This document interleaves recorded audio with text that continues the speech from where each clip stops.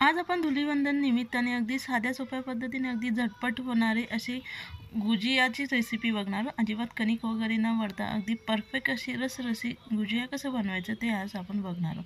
तर सर्वात प्रथम त्यासाठी लागणारा सिरप तयार करून घेणार आहोत. त्यासाठी इथे 1 कपभर पाणी गरम केलं आहे. त्यानंतर काय करायचं, आता 1 कपभर पाणी घेतले. पाणी हे हलकंसं गरम झाल्यानंतर लगेचच आपण याच्यामध्ये अंदाजाने 1.5 कप साखर आपण टाकून घेणार आहोत. तर 1.5 कप साखर ही घातल्यानंतर लगेच मंद आचेवरती व्यवस्थित ह्या साखरेला विरघळून घेणार आहोत. नेहमी जसं आपण गुलाबजामुनसाठी पाक बनवतो अगदी तसंच आपल्याला पाक हा बनवायचा आहे. अशा पद्धतीने आपली थोडी साखर ही विरघळल्यानंतर लगेच याच्यामध्ये छान फ्लेवर येण्यासाठी वेलची पावडर, जर तुम्हाला आणखी यामध्ये केशर घालायची असेल ती देखील आपण ह्यात टाकली तरी काही हरकत नाही. पुन्हा ड्रायफ्रूट्स देखील तुम्हाला टाकायचे असतील तर ते देखील घातले तरी काही हरकत नाही. तर मंद आचेवरती पुन्हा आपण साखर विरघळल्यानंतर 2 ते 3 मिनटं छान हे सिरप उकळून घेतलं आहे. तर अशा पद्धतीने अगदी परफेक्ट असा आपला हा पाक म्हणजे सिरप हे तयार झाले. लगेचच गॅस हा आपण बंद करून घ्या. सिरप तयार झाल्यानंतर लगेचच यासाठी लागणारं सारण तयार करून घेऊ. सारण तयार करण्यासाठी सर्वात आधी काय करणार आहोत, आपण अगदी बारीक अगदी बारीक असा 2 ते 3 चमचे आपण यामध्ये रवा भाजून घेणार आहोत. जर आपल्याकडे रवा हा अगदी जाड असेल तर मिक्सरला बारीक फिरून वापरला तरी काही हरकत नाही.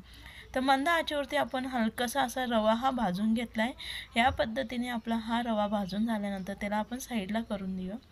ते साईडला केल्यानंतर काय करणार आहोत, मी मिक्सरला काजू, बदाम आणि बारीक किसून घेतलेलं सुकं खोबरं हे अगदी बारीक असं त्याचं पावडर तयार करून घेतले. जर तुम्हाला बारीक पावडर आवडत नसेल तर जाडसर देखील आपण राहू दिला तरी काही हरकत नाही. ते देखील आपण यामध्ये भाजून घेणार आहोत. तर ते 1 ते 1.5 मिनिटभर मी भाजून घेतले. त्यानंतर भाजलेला रवा देखील त्यामध्ये मिक्स करून त्याला 1 मिनिटभर भाजून घेतले.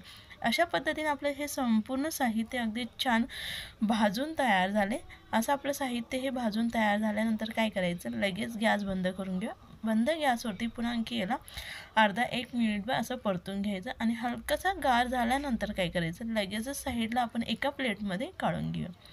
तर लगेच मी काय करणार आहे, साईडला प्लेटमध्ये काढून झाल्यानंतर लगेचच याच्यामध्ये काही इन्ग्रेडियंट्स पुन्हा आपण ॲड करणार आहोत. सर्वप्रथम इथं मी मिल्क पावडर वापरलं आहे. आज आपण खवा न वापरता मिल्क पावडरचा वापर करून अगदी छान चविष्ट असं गुजिया हे बनवणार आहोत.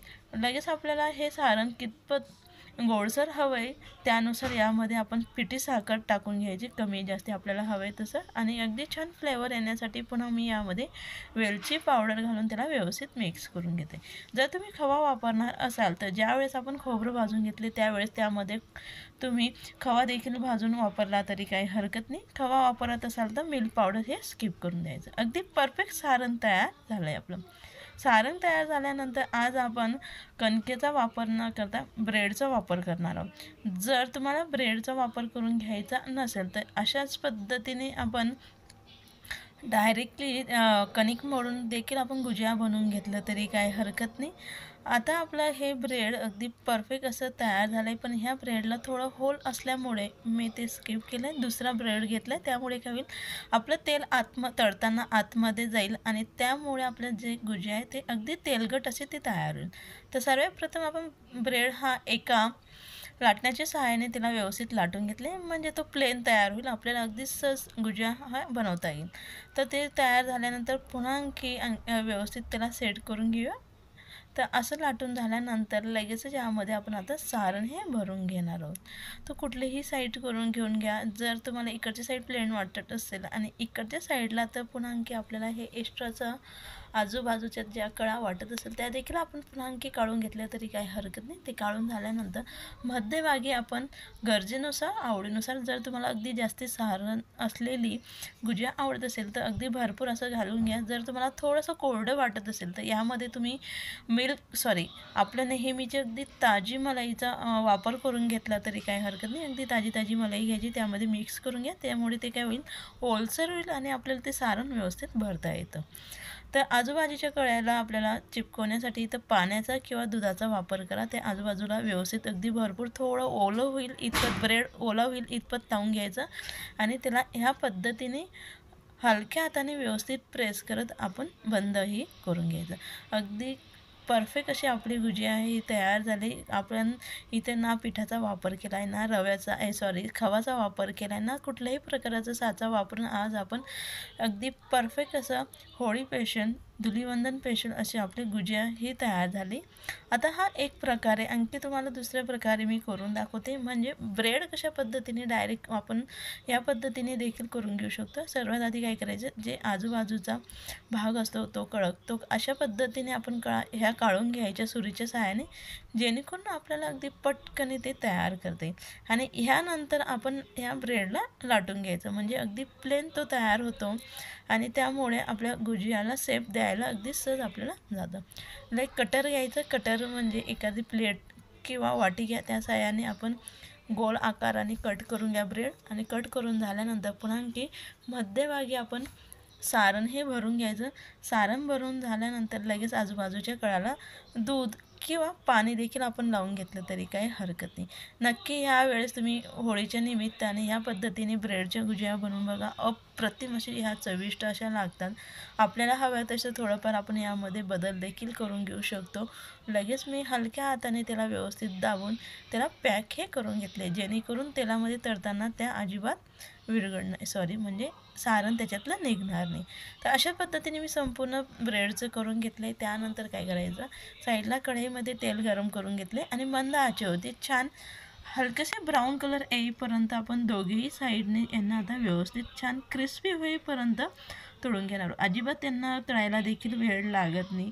ब्रेड हा आधीच बेक असतो, त्यामुळे हे तळायला देखील अगदी जास्ती वेळ न घेता अगदी पटकनी 2 मिनटाच्या आत आपल्या ह्या तळून होतात. आणि अजिबात तेल देखील आपल्याला लागत नाही, तेलकट होत नाही आणि तळताना तेल देखील ह्या पीत नाही. अगदी कमी तेलात देखील आपल्या ह्या गुजिया तळून तयार होतात. ह्या पद्धतीने हलकासा छान ब्राऊन कलर येईपर्यंत मी तळून घेतलं आहे.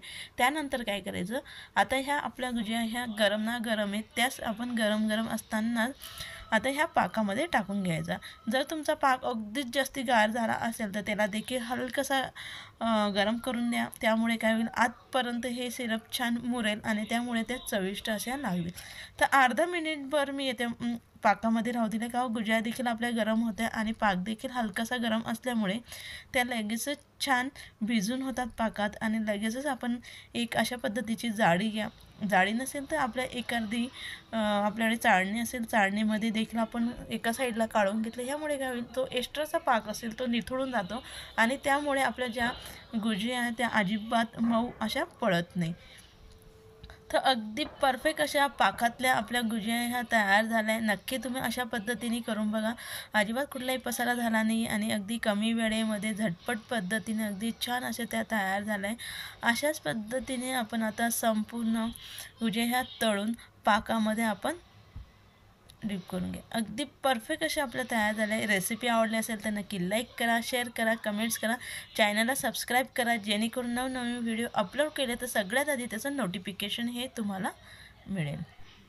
होळी स्पेशल असे आपल्या अगदी परफेक्ट असे ब्रेडचे गुजिया हे तयार आहे. रेसिपी आवडली असेल नक्की लाईक करा, शेअर करा.